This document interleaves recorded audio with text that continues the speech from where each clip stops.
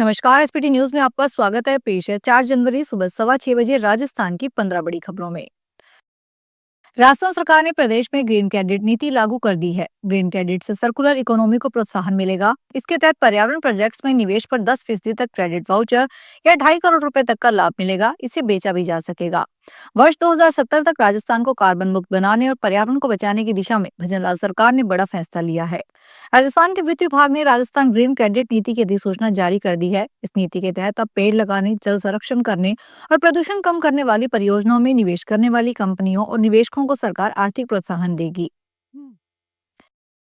सीकर में खाटू श्याम जी में चोरों के गिरोह के 18 लोगों को गिरफ्तार किया गया है। इसमें पति पत्नी और रिश्तेदार शामिल है। सभी आरोपी मिलकर एक गिरोह के रूप में काम करते हैं। इनमें महिलाएं तो एक ग्रुप बनाकर टारगेट के चारों ओर फैल जाती है। इसके बाद उन्हें बातों में लगाकर उनसे सोने की चैन छीनने जैसी वारदात करती है।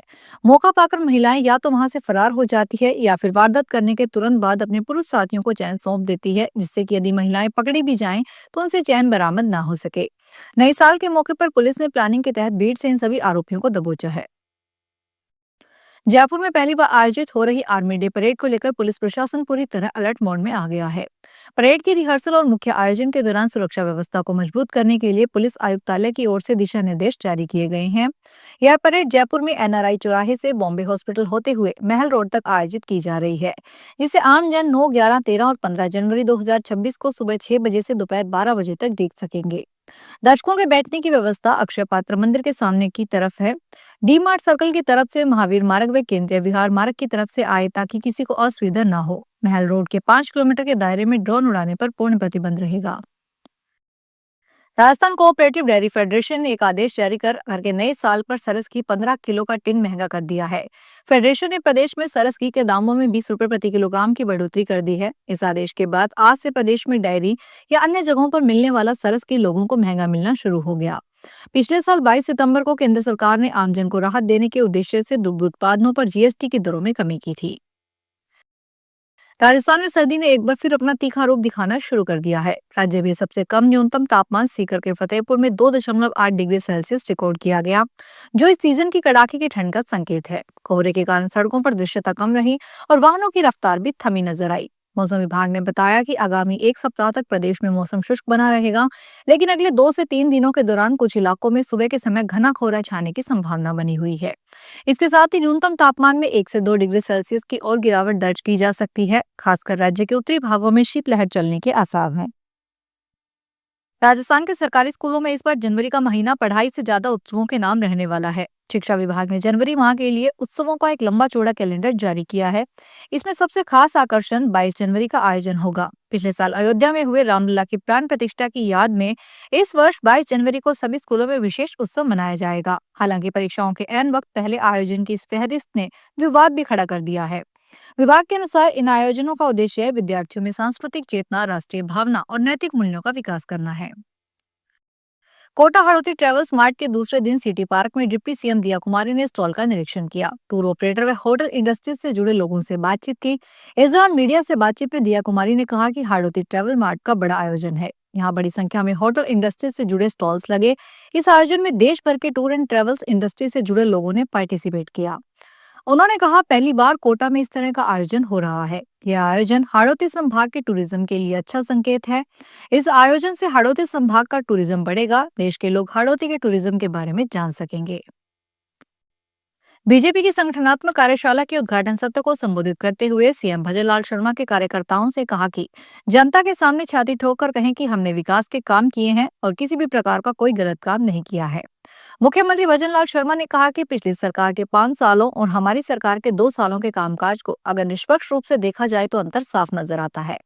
सीएम शनिवार को कॉन्स्टिट्यूशन क्लब में आयोजित संगठनात्मक कार्यशाला को संबोधित कर रहे थे।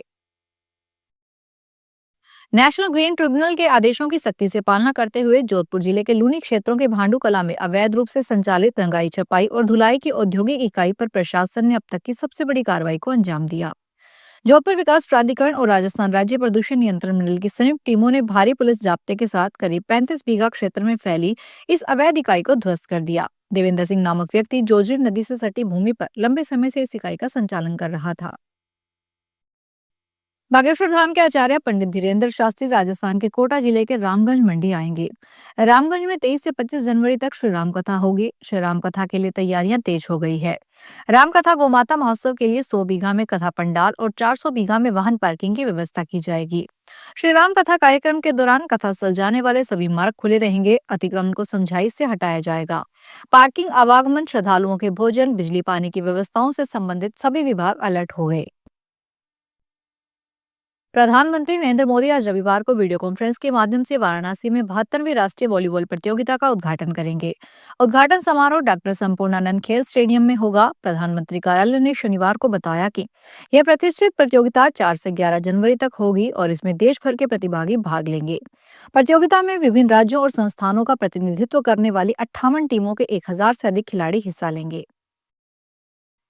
राजस्थान के जयपुर स्थित निर्जा मोदी स्कूल छात्रों में उनके अभिभावकों ने स्कूल की केंद्रीय माध्यमिक शिक्षा बोर्ड से संबद्धता बहाल करवाए जाने की मांग को लेकर आज शांतिपूर्ण प्रदर्शन किया है।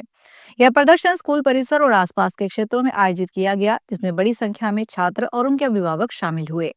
प्रदर्शन के दौरान अभिभावकों और छात्रों ने हाथों में तख्तियां लेकर नारे लगाए और सीबीएसई से इस मामले में हस्तक्षेप करने, पारदर्शिता बरतने और जवाबदेही तय करने की मांग की। अभिभावकों और छात्रों का कहना है कि सीबीएसई द्वारा स्कूल की संबद्धता रद्द किए जाने से छात्रों के भविष्य को लेकर गहरी चिंता और अनिश्चितता पैदा हो गई है।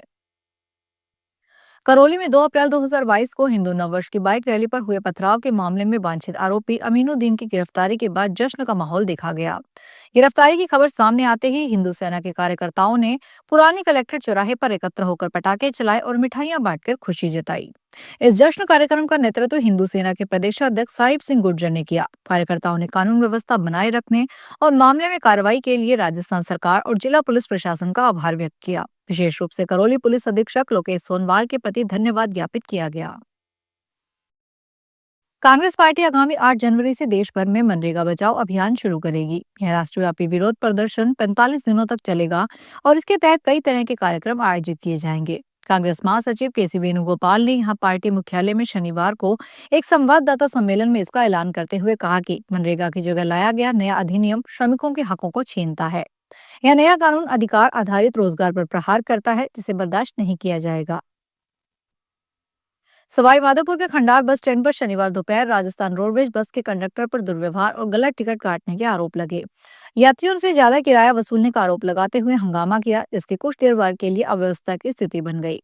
सवाई माधोपुर निवासी चित्रा शर्मा ने बताया कि राजस्थान रोडवेज की बस 12 से जयपुर जा रही थी।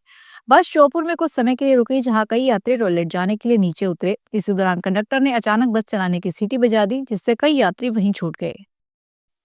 तो ये थी राजस्थान की 15 बड़ी खबरें। अगर आपको हमारा बुलेटिन पसंद आया हो तो वीडियो को लाइक करें, अपने दोस्तों से शेयर करें और चैनल को सब्सक्राइब करना ना भूलें। फिर मिलेंगे नई खबरों के साथ। धन्यवाद।